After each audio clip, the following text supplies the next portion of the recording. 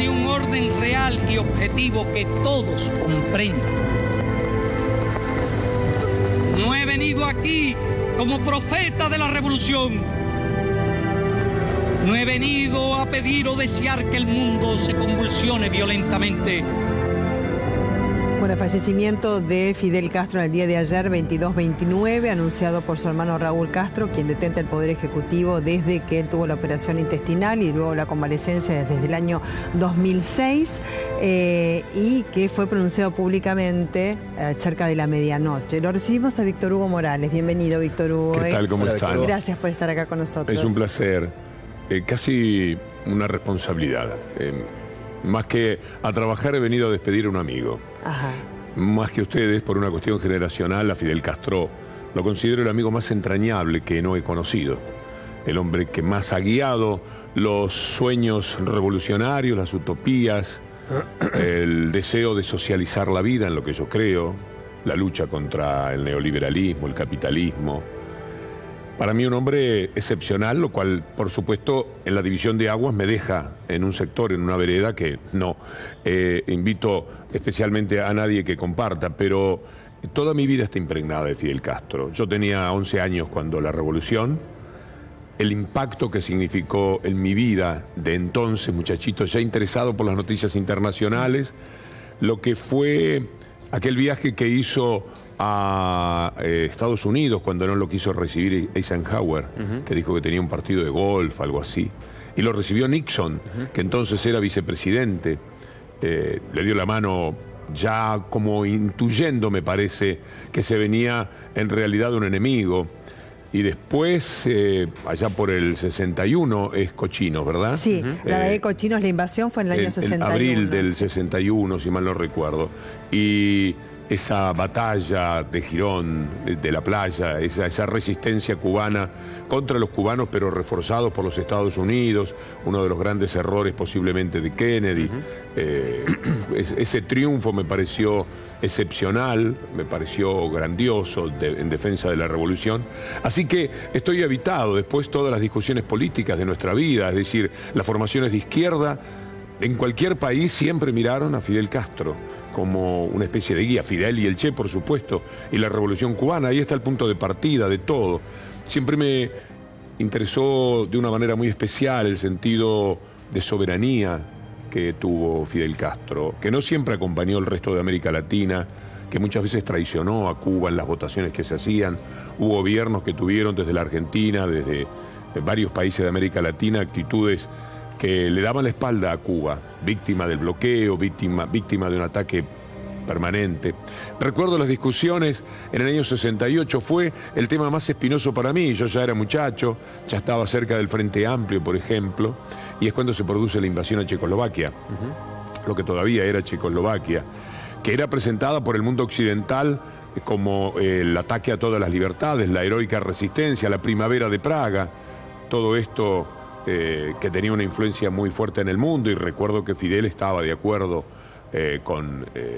con quienes habían invadido, lo cual era una verdadera incomodidad para resolver en mi cabeza todavía joven cómo era ese episodio. Él hablaba de la contrarrevolución, a lo que él entendía que era una revolución de la Unión Soviética desde la República Checa. Estoy recordando estos episodios para simplemente ir buscando en mí qué cosas marcaron la existencia de los jóvenes de los años 60. Los años 60 son Fidel y el Che como guía. No se formó un solo partido de izquierda. Allende se mira en Fidel Castro. El Frente Amplio tiene movimientos que tienen que ver con Fidel Castro. Sí, nosotros hablamos también de primeros mandatarios regionales que se ven en Fidel Castro, que digamos a través de las reuniones que se hacían de la UNASUR se veía la influencia también de Fidel Castro. Caso de Michelle Bachelet o Lula da Silva, Rafael Correa, Evo Morales, bueno, Chávez, Nicolás Maduro. El despertar, el despegue de Chávez formidable se produce hablando frente a Fidel Castro en La Habana en el año 94, cuando... en el año 94, cuando él había intentado el golpe de Estado y le había salido fallido, que estuvo detenido un tiempo, cuando sale, va a Cuba. Y en Cuba, en la asamblea y delante de Fidel, pronuncia un discurso Chávez, que es de lo más extraordinario, nada menos que delante de Fidel, no cualquiera habla. Y esa influencia que tuvo siempre en los jóvenes. Fidel Castro se mantiene joven porque lo amo yo, pero también mi hijo, que cuando vino a hablar aquí, ¿se acuerdan? En la Facultad de Derecho. 2006 hablas cuando fue para la reunión de Mercosur en Córdoba. Cuando habló en las escalinatas de la Facultad de Derecho, en el año 2003. Creo que fue cuando asumió Néstor Kirchner, que asumió un 25 de mayo, fue feriado. Que vino para acá. El día anterior o el día posterior dio aquel discurso de 2 horas y media, ya con 80 y pico de años. Es decir, siempre ha tenido una influencia muy alta en los jóvenes. Es decir, no hay joven. Los jóvenes nacen con sueños y con utopías normalmente. ¿Y dónde las vas a ver si no en quienes tienen un espíritu libertario para su pueblo y un sentido de soberanía tan particular como el de Fidel Castro? Yo creo que las palabras soberanía y dignidad son las que han acompañado su vida. Después están las consideraciones políticas. Hay quienes ven un mundo... el opuesto a Fidel Castro como el ideal, yo lo veo como la ruina del mundo. He estado en Cuba muchas veces, he podido apreciar valores muy positivos de la Revolución Cubana. La pobreza que siempre descubren los viajeros amantes del neoliberalismo, a mí me ha parecido un síntoma de dignidad y de socialismo muy especial. Bueno, ese es el hombre que muere y por eso, en cuanto me chistaron del canal, me vestí con lo primero que tenía a mano. Así que aquí estoy para acompañarlos. No, pero está bien, porque vos decís, yo estoy en una determinada posición y está bueno, porque en realidad vos desde esa perspectiva es que tenés tu mirada respecto de Fidel Castro, lo señalás como un amigo al que no pudiste conocer, pero sin embargo lo sentís como un amigo por una cuestión ideológica, ¿no es cierto? ¿Hay grises, Víctor Hugo, en el medio? Estoy pensando, ¿no? En el momento en el que uno se enteraba de la muerte de Fidel Castro, todos saben que genera al menos 2 visiones. Está el castrista, por así decirlo, que admira su trabajo, haberse levantado contra una dictadura sangrienta, el sistema educativo, el sistema de salud, y después está la otra visión, el otro extremo, que dice, bueno, los balseros, la falta de libertades políticas, etcétera. ¿Hay grises o a Fidel Castro se lo tiene que amar o odiar? En cada uno de los puntos que has mencionado podría charlar un poco buscando caminos siempre, porque todo sumado siempre te quita la posibilidad del análisis. Yo lo veo como un hombre que permite la siguiente comparación. Una vez con una amiga mía, una señora de derecha de mi misma edad, veníamos justo discutiendo sobre Fidel Castro, y yo le digo, nos paramos frente a 2 ascensores, y le digo, bueno, ahora va a venir un ascensor. Podemos subir por un ascensor con 4 cajones de niños muertos, que son es la mortalidad infantil de Cuba, y podemos subir con 23 cajones de niños muertos, que es la mortalidad infantil en América Latina. Este hombre lo ha hecho de esta manera. Lo ha hecho de una forma que tu mentalidad burguesa, le decía yo a esta amiga, no va a poder entender, porque vos vas a hablar de libertades en función de lo que a nosotros nos han entrenado para pensar como libertades. Yo aspiro a la libertad de la dignidad, a la libertad de la igualdad. Creo que los hombres desiguales, todos los desiguales hacia abajo no son libres, simplemente son rehenes. Entonces no creo en las libertades como las pregona y como las presenta el mundo neoliberal. No creo en eso. Creo que se den cuenta o no, la inmensa mayoría de las personas son rehenes. Fidel Castro representa exactamente lo contrario de un mundo que tiene a 62 personas dueñas exactamente de lo mismo que 3.500 millones de personas. Entonces vos querés libertades, votar, partidos políticos, elegir entre, qué sé yo, entre Menem y De la Rúa, y el precio es mortalidad infantil 22, desigualdad pavorosa, lo que en América Latina convirtió a la región más desgraciada del mundo, porque siendo rica es pobre. Nunca llega a ser pobre, en realidad es tremendamente desigual. Entonces yo le decía a esta señora, el ejemplo es muy fuerte, pero a mí siempre me golpeó enormemente la mortalidad infantil, cómo uno crece, cuáles son las oportunidades que tiene. Yo he crecido en un país, el Uruguay, que muchas veces visualicé como una Cuba con libertades políticas más amplias, tal como las concebimos nosotros aquí, pero con una gran presencia del Estado, por ejemplo. Me habitué, yo soy un defensor de esa presencia del Estado. Pero en un mundo que lo agredió de la forma que agredió la revolución, cuando él dice queremos que sean todos iguales, a partir de decir queremos que sean todos iguales, vos tenés que tomar el chip neoliberal que te habla de libertades y te habla de diarios. Mirá lo que ocurre con los medios de comunicación. Sí tenemos libertades, cualquiera puede decir lo que quiera. ¿Quién? ¿Y cuáles son los que usufructúan esa libertad? Los medios que llamamos hegemónicos y dominantes, que en los últimos tiempos han concentrado tantísimo poder. ¿Dónde está la libertad? ¿Qué periodista consigue decir exactamente lo que quiere trabajando en determinados medios? Libertades son para los medios. Los periodistas rasguñamos en lo posible para mantener ciertos márgenes. Pero andá vos en determinados medios especialmente a decir algo contrario de lo que esos medios piensan. Y esos medios están correspondiéndose con intereses económicos, políticos muy fuertes. Entonces yo esas libertades suelo regalarlas en la discusión. Y dame la libertad de los hombres iguales. Dame la dignidad que yo he descubierto en cada cubano en el que me miro. Dame la dignidad de los cubanos con todos sus dientes. La sonrisa cubana es la que tiene más dientes lejos de América Latina. Dame ese país pobre, bloqueado, al que le privaron de miles y miles y miles de millones de dólares por el bloqueo, pero que tiene la mortalidad infantil igual a la de Francia, igual a la de Alemania, igual a la de Canadá, y un número abajo de Estados Unidos que tiene 5 de mortalidad infantil, mientras Cuba tiene 4.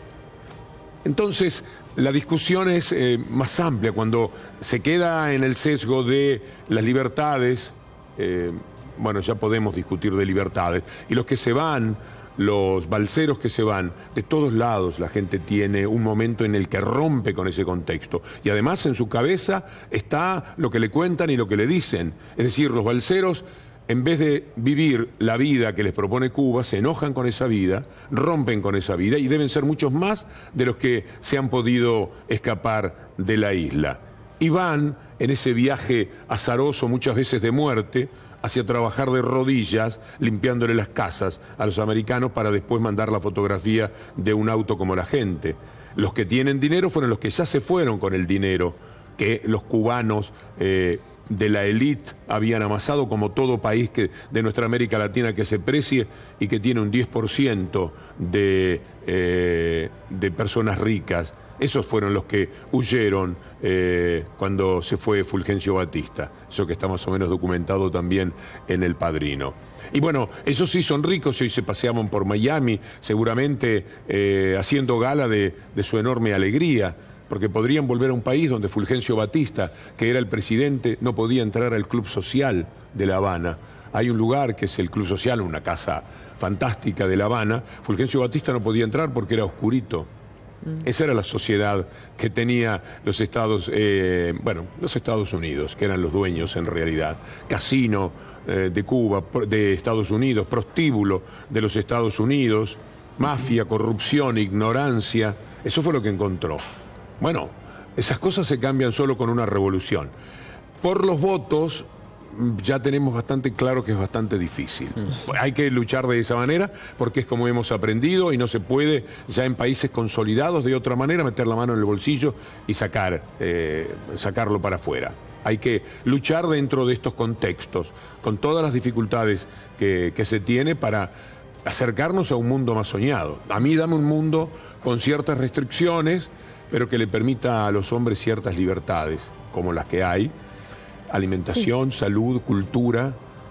Uno habla con, qué sé yo, cualquier ciudadano cubano. ¿Ustedes han estado en Cuba? No, yo no. Ah, no. No, nunca. Bueno, ni de vacaciones. Es asombroso el nivel cultural de las personas, el nivel de salud, lo que son sus manos, sus cuerpos, sus músculos, su cara. Han competido de igual a igual en el mundo del deporte con países que tienen muchísimos más habitantes, y lo han hecho porque la base de su alimentación, de su salud, es muy superior a la de América Latina. Por eso de nuestros países sale un campeón y lo recibimos como si fuera en los Juegos Olímpicos. Los cubanos se cansaron de ganar medallas en los Juegos Olímpicos, siendo más o menos una población, estarán en 10 millones de habitantes, que es 4 veces 11 millones y pico. menos que la de Argentina. Bueno, sigue siendo 4 veces menos que la de Argentina, que ahora está en 43 millones. Yo tengo mucha admiración, francamente, por Cuba. Sé que en este mismo momento redes sociales y cosas se pueden estar ocupando hay de mis todo, dichos. como pero bien yo decía Diego, no vendría, encontrar los no grises, vendría aquí si no es para decir lo que y pienso. Y siempre pensaste eso. Sí, es Desde verdad. que te conozco hace muchos años, Sí. que siempre pensaste eso. Lo importante es, aparte, es argumentar, ¿no? Sí. Porque Víctor Hugo, y esta nueva relación de Cuba, ¿no? Este gran paso, hoy comentábamos, ¿no? Todos los cambios se hicieron antes de que las cosas sucedan.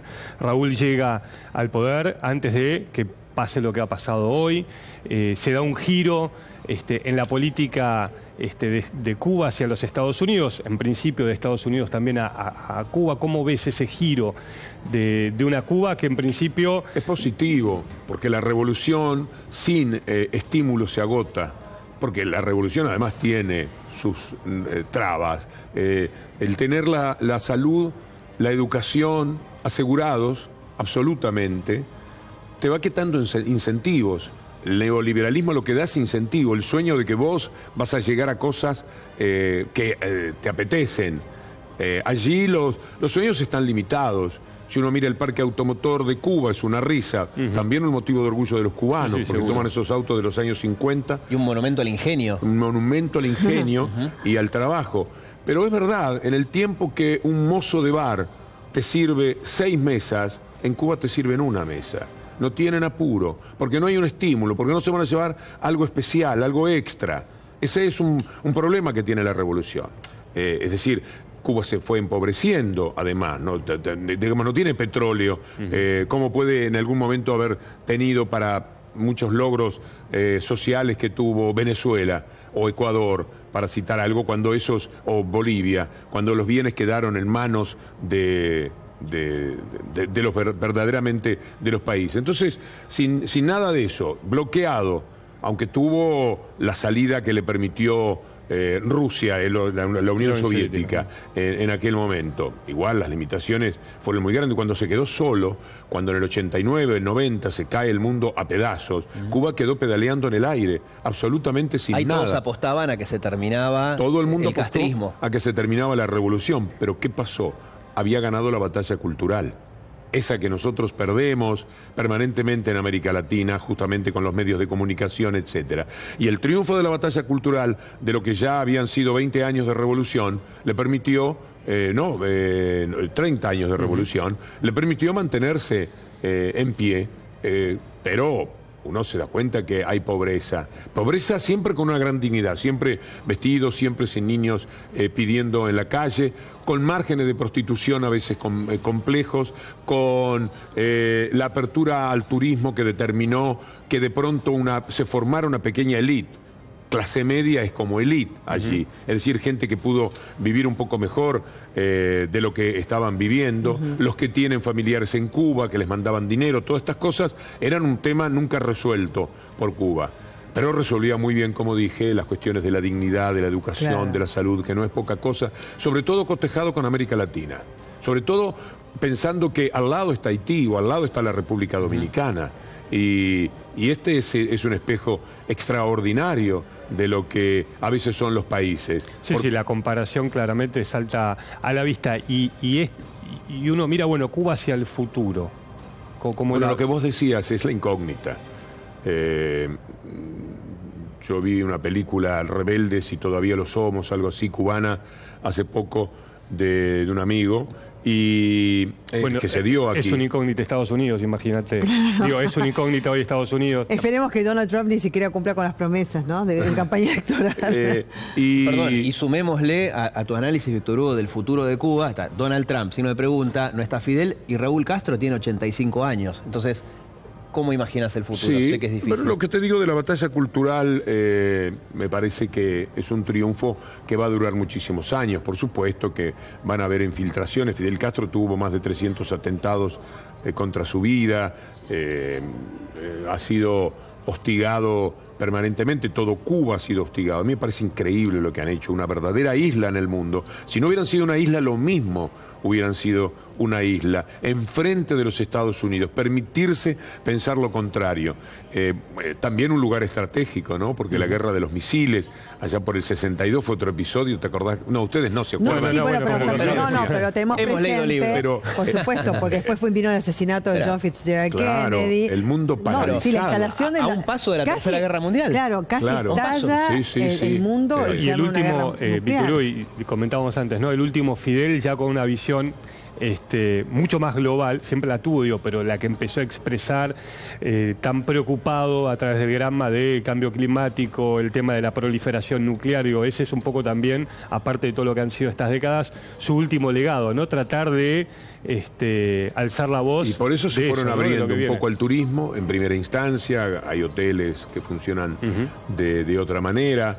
Es un país más difícil de entender. Un cubano no podía ir, salvo a trabajar, a los grandes hoteles, no podía estar allí, porque eso marcaba diferencias. Son cosas que en nuestra mentalidad posiblemente son difíciles de penetrar, en el que va con toda la idea burguesa con la que nosotros vemos el mundo, de lo cual siempre tenemos, es que no es que uno porque piense así se ha limpiado absolutamente de todo y es un revolucionario más y anda por el monte, por la Sierra Maestra. No es tu caso. Tirando. Sí. Pero hay un ejemplo que, bueno, lo tomás o lo dejás para el mundo. Yo lo tomo frente a lo que es el mundo hoy día, esta locura de neoliberal con un enorme poder que se lleva todo por delante.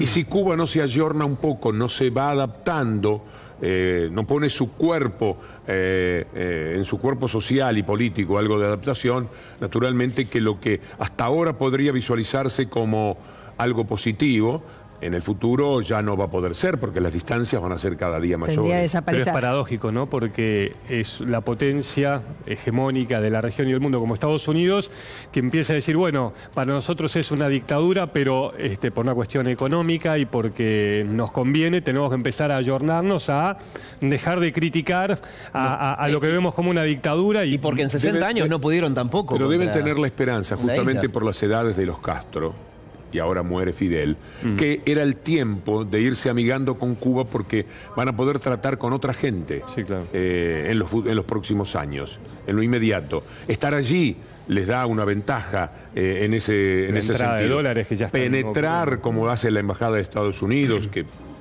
nada más que leer Wikimedia Leaks, el libro de Lacunza y Becerra, uno se da cuenta de la actividad increíble que despliegan las embajadas de los Estados Unidos. Sí, de todo el mundo, ¿no? Todos tienen espías, Pero en todo. América Latina de una manera muy Sí, sí, especial. claro. En América Latina Clarísimo. son amos y señores, tienen políticos, dueños de los diarios, etcétera, que funcionan con fiscales como Nisman, que funcionan de acuerdo a las instrucciones que ellos dan. Entonces, piensan infiltrar, les es mucho más cómodo estando allí, piensan negociar directamente con la nueva gente que va a ir quizás entendiendo otro tipo de razones. Es una apuesta Y la que aparte hacen la los entrada Estados Unidos. de dinero, Y ¿no? Cuba también, porque socialismo tan pobre va a ser un problema si cada día va a ser más pobre. Porque va a haber un momento en que no puedan dar lo mucho que han dado a la dignidad del ciudadano cubano. Entonces, el bloqueo les quitó, como dije antes, billones de dólares a los cubanos. Vos pensá lo que sería Cuba, Hoy con venía su para acá mismo pensando- criterio, si ese dinero del que le han privado lo hubiera podido repartir también.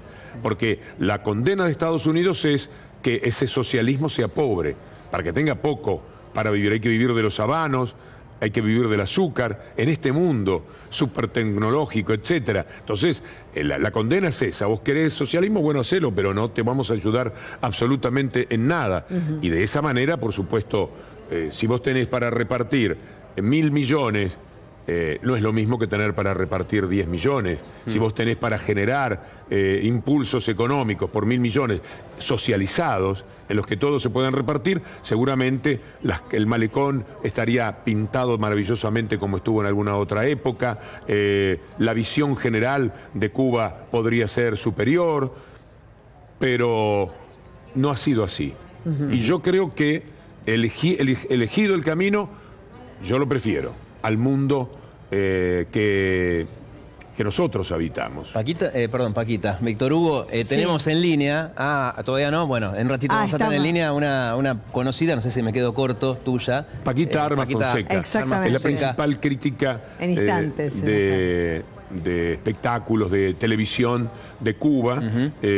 Hoy lo primero que tengo, casi lo único que tengo en pantalla es lo que ella me decía, lo podría buscar para leerlo. Dale. Ahora vamos a tener en línea, de hecho la teníamos y la habíamos perdido. Pero ¿sabés qué? Vos hablabas de Fidel Castro como un amigo al que no conociste, pero tenés otro amigo al que conocés mucho, con el que trabajaste, Diego Armando Maradona, quien es amigo también de Fidel Castro, que se expresó de la siguiente manera respecto a la muerte de Fidel.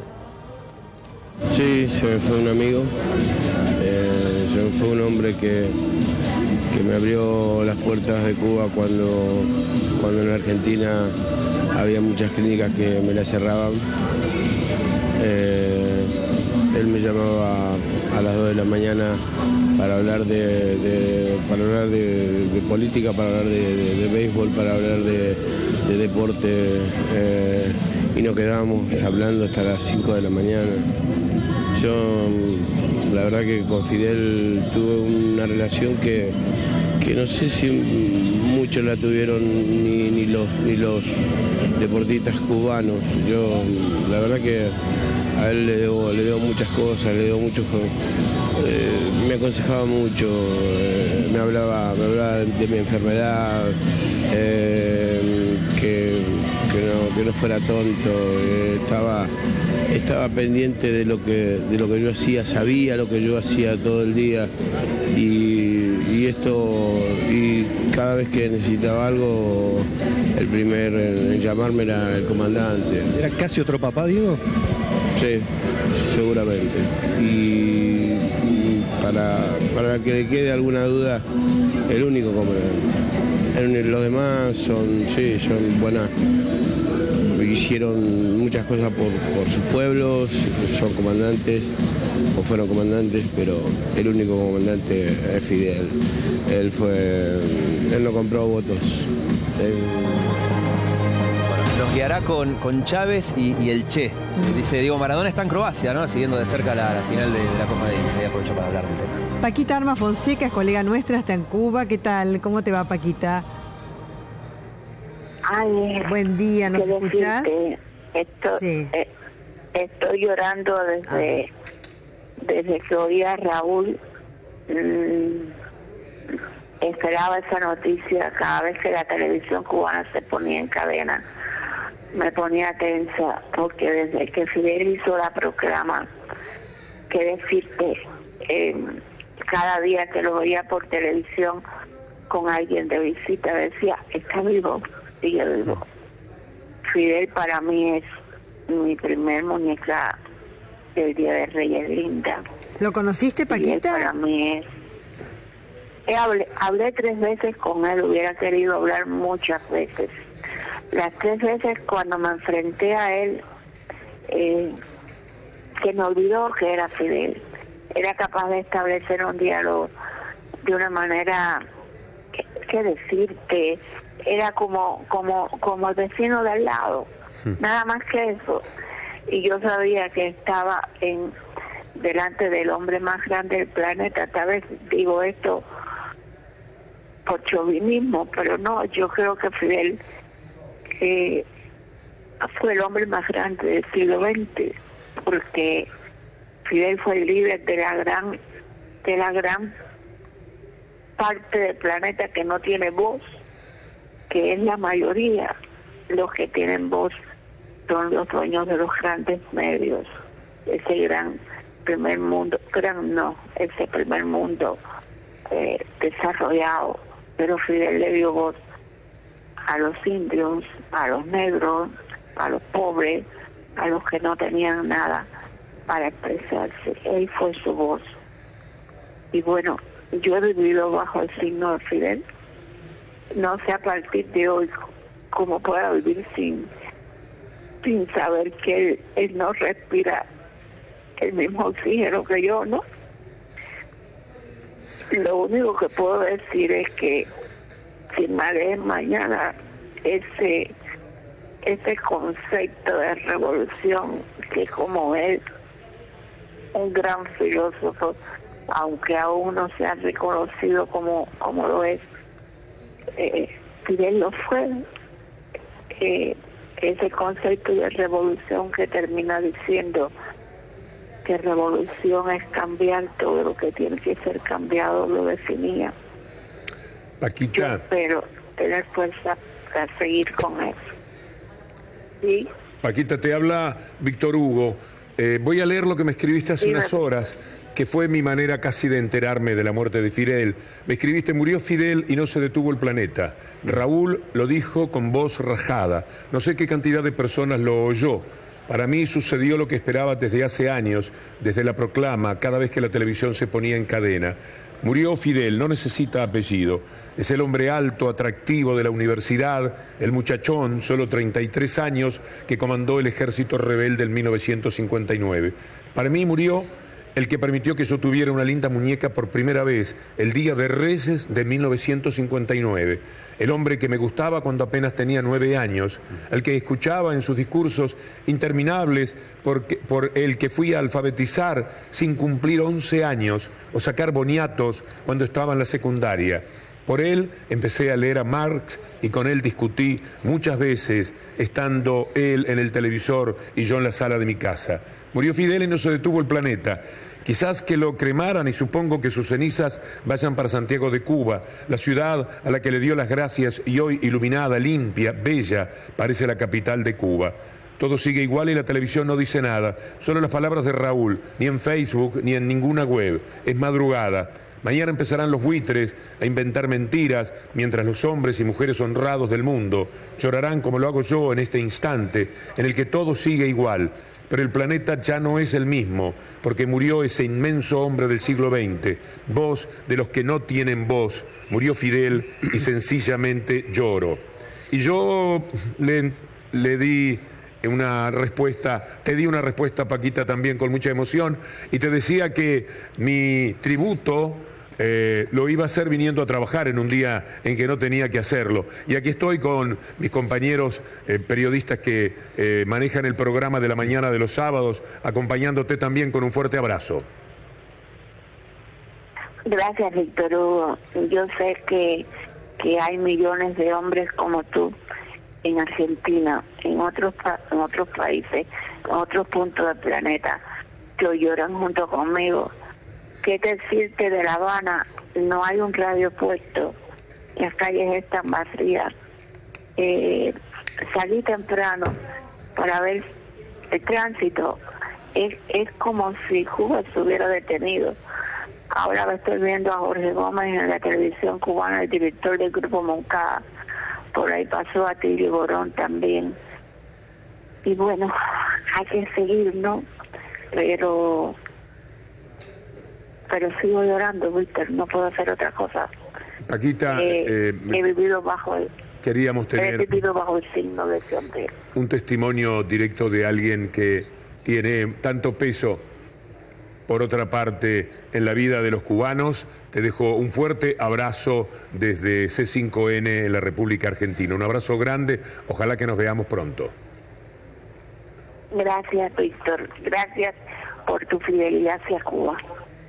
Gracias, Paquita, por esta comunicación telefónica. Andrés, como analista internacional, ¿qué mirada tenés vos sobre Fidel Castro? Bueno, sin duda se ha convertido en mucho más que un presidente, un mito, un ícono.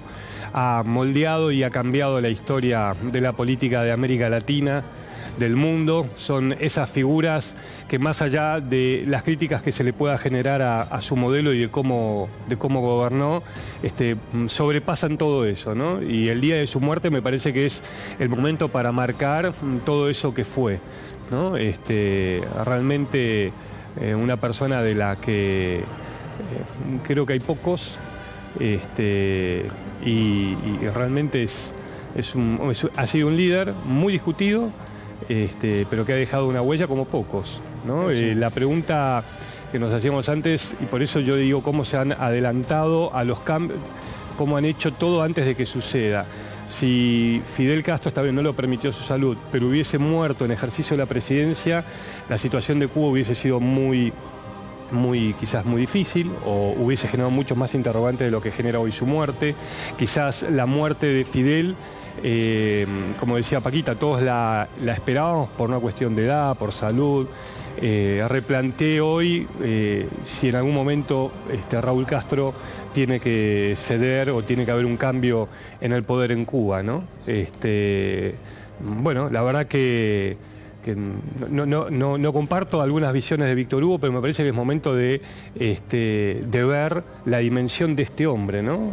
La verdad que muchas veces con los años uno hablaba de los derechos humanos, y bueno, y uno ve en Guantánamo la violación constante de los derechos humanos.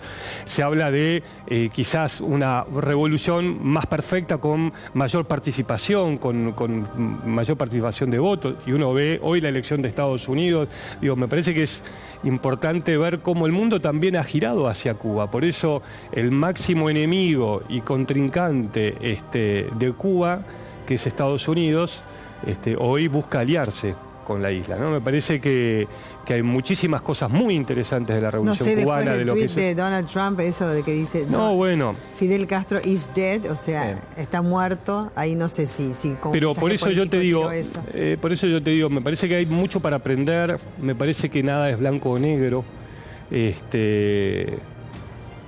Ha sido un monstruo de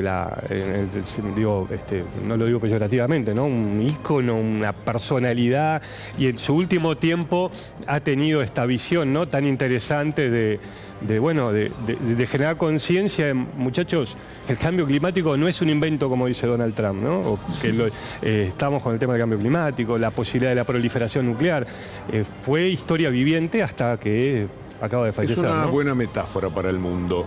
El mundo es de esta crueldad y criminalidad. El mundo es despreciable. Es decir, apreciarlo, valorarlo, es muy difícil. No es casual que surja Trump y muera Fidel. Digamos, es la perfecta metáfora de la llegada de la peor derecha a los más altos lugares, mientras el reflejo más potente que tenemos como hombre de izquierda muere. El mundo es esto. El mundo es viva Trump, muere Fidel. Pensaba, qué duro habrá sido para un hombre de 90 años que protagonizó una revolución, que le llevó salud a la gente. Bueno, todo lo que vos contaste no lo voy a resumir yo. Enterarse de la victoria de Donald Trump en el imperio, como le gustaba decir a él. Pocas veces Fidel Castro hablaba de Estados Unidos, siempre decía el imperio. Y esta conjunción de un millonario de la capital del capitalismo, si vale el término, ¿no?, de Nueva York, presidente de Estados Unidos. ¿Cómo habrá tomado, cómo habrá vivido esa decisión? Fidel Castro. Creo que no le cambia demasiado a Fidel. A mí tampoco. Es decir, Trump me resulta despreciable su personalidad y todo lo que representa frente al racismo, la xenofobia y todo eso. Pero Hillary no es mucho mejor que Trump en los términos de control. Era la candidata del establishment, de control del mundo, era la candidata del establishment. El establishment que tiene este mundo de porquería. El establishment que determina que en los países, cuidadosamente, haya un 20% que vive muy bien y el resto que la mira desde lejos. Con la concentración económica de los Estados Unidos, viven de la muerte. Se han llevado por delante ese establishment. Aniquiló países, los aniquiló. Cuando nosotros nos impactamos por las Torres Gemelas, lo bien que hacemos, porque es un episodio tremendamente doloroso, pero lo hacemos desde el entrenamiento de la información occidentalizada que tenemos. Cayeron en Irak, por decir algún lugar donde Estados Unidos, decenas de torres de civiles que murieron injustamente, porque a ellos se les ocurrió hacer una guerra para robar el petróleo. En nombre de la paz y la democracia se han generado un montón de barbaridades. Con ese particular cinismo, además. O sea, Hillary era más apreciable en un sentido humano, porque este tipo es infrahumano, Trump. Pero no lo era políticamente. Políticamente es el establishment. De alguna manera ella se hizo rica en función de ese establishment. Trabajó siempre para ese establishment. Víctor Hugo, tenemos en línea a Carlos Javier Rodríguez, él es periodista. Acabo de hablar de la película Rebeldes y todavía somos. Ajá. Él es el director, el autor de una extraordinaria película que te puede responder si sigue el socialismo en Cuba después de los Castro. Acerca del futuro, ¿no? Bueno, es la Sí. persona indicada. Todos nos preguntamos, desde el momento de enterarnos de la muerte de Fidel Castro, cómo va a seguir la historia en Cuba. Quizás vos, Carlos, seas la persona indicada para respondernos. Buen día, si se puede decir, ¿no? Gracias amigo. Gracias a Víctor Hugo y gracias a todos los amigos de C5N. Sí, sigue la revolución más que nunca, a pesar de que hemos tenido esta pérdida irreparable, por supuesto, de nuestro líder y nuestro comandante en jefe Fidel Castro. Yo acabo de llegar ahora de la calle y esto se palpa una vez más en cada rincón de La Habana, donde todos están, por supuesto, muy consternados por la noticia, pero ellos sí manifiestan, por supuesto, la gran mayoría, el dolor, y todos lo catalogan como un padre, ¿no? Como un padre de todos los cubanos, digo yo. Sí, la revolución creo que va a haber muchos fidelistas y por mucho tiempo el ejemplo de Fidel va a perdurar en cada uno de nosotros los cubanos, ¿no? Es temprano todavía, Carlos Javier, pero ¿sabes si se conocen cuáles serán los pasos que se darán en esta jornada? El velatorio, los funerales, la organización de los cubanos yendo seguramente en La Habana, sobre todo hacia la Plaza de la Revolución. ¿Tenés algunos datos al respecto? Mira, yo hice un recorrido a la madrugada, en la Plaza de la Revolución casualmente se iba a realizar un acto y estaba cerrado. De todas maneras, lo que sí ya se está anunciando es que los principales ceremonias de poder participar el pueblo cubano se van a realizar en el próximo día 28 y 29, que seguramente va a ser en la Plaza de la Revolución, y posteriormente allá en el cementerio de Santa Efigenia, que tú conociste, Víctor Hugo, en Santiago de Cuba, es donde se va a hacer el día 4 ya el depósito de los restos de Fidel, pero que, bueno, ustedes conocen ya que fueron cremados, ¿no? Sí, porque de hecho Raúl Castro ayer cerca de la medianoche lo había anunciado públicamente y, bueno, salió publicado también que el día de hoy los iban a cremar. Vos nos estás confirmando que ya se cremaron, con lo cual el duelo ya ha comenzado hasta el 4 de diciembre, como bien decís, y el funeral, ¿no es cierto?, que tendrá, digamos, un recorrido específico, y quisiéramos que nos lo relates para que todo aquel que quiera despedirlo, homenajearlo a Fidel Castro pueda acercarse. Exactamente, sí. Seguramente se realizarán una ceremonia, no quiero especular en estos momentos, no son momentos para estar uno un poco anticipándose, pero seguramente será algo similar a lo que fuese en aquel momento cuando llegaron los restos mortales de otro cubano argentino, que fue Ernesto Che Guevara, donde se hizo toda una caravana desde La Habana hasta Santa Clara, y bueno, este será desde La Habana seguramente hasta Santiago de Cuba, para que todo el pueblo cubano de punta a punta pueda rendir homenaje a su líder, ¿no? Carlos Javier, te hago una pregunta, Andrés Repeto desde Buenos Aires, un gusto hablar contigo. Quizás es muy temprano, ¿no?, para estar haciéndote esta pregunta, pero bueno, con la muerte de Fidel, ¿se empieza a pensar en la sucesión de Raúl? Bueno, es que Raúl ya estaba al frente del gobierno de este país.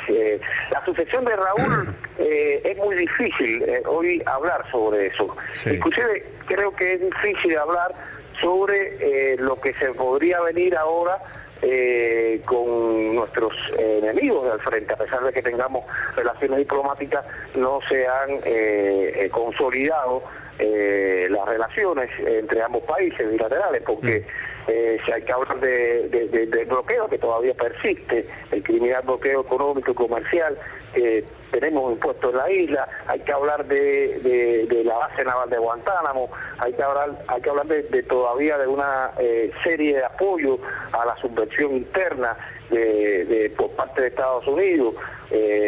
Yo creo que estamos viviendo un momento especial pero también creo que, bueno, no se puede hablar de una sucesión de Raúl Castro, no se puede decir fulanito es el sucesor de Raúl Castro todavía. Hay muchas figuras políticas, hay muchos importantes dirigentes de la revolución, se ha hablado del propio Díaz Canel, pero considero que sería muy prematuro y sería arriesgarse mucho a decir, mire, el futuro de la revolución cubana lo va a dirigir tal persona, ¿no? Usted sabe que esto requiere de tiempo, y además cuando existen líderes importantes históricos dejan un vacío muy grande, claro, que es imposible sustituirlo, ¿no?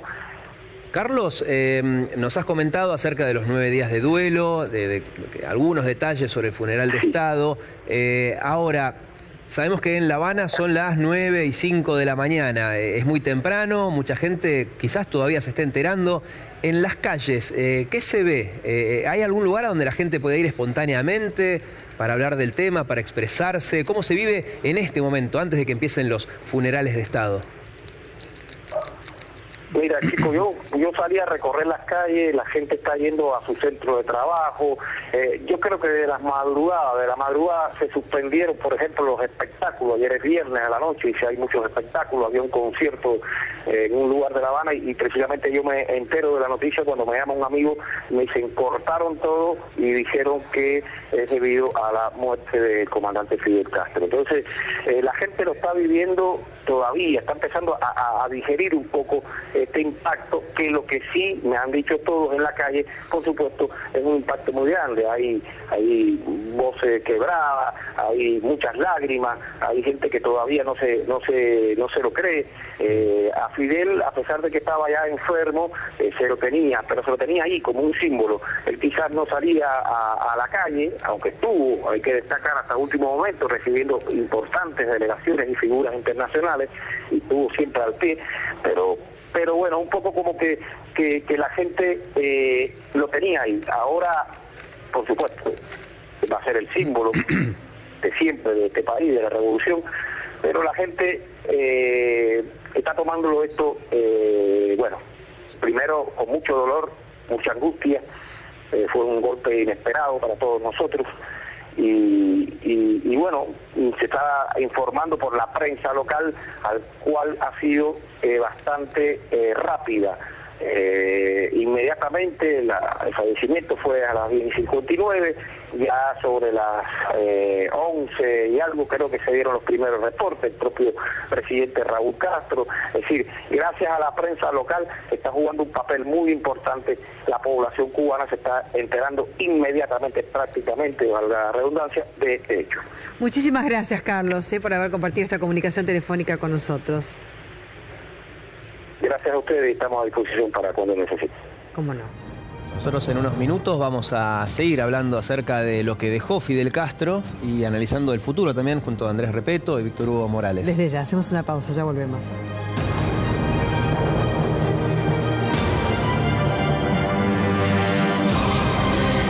Para que contribuyan,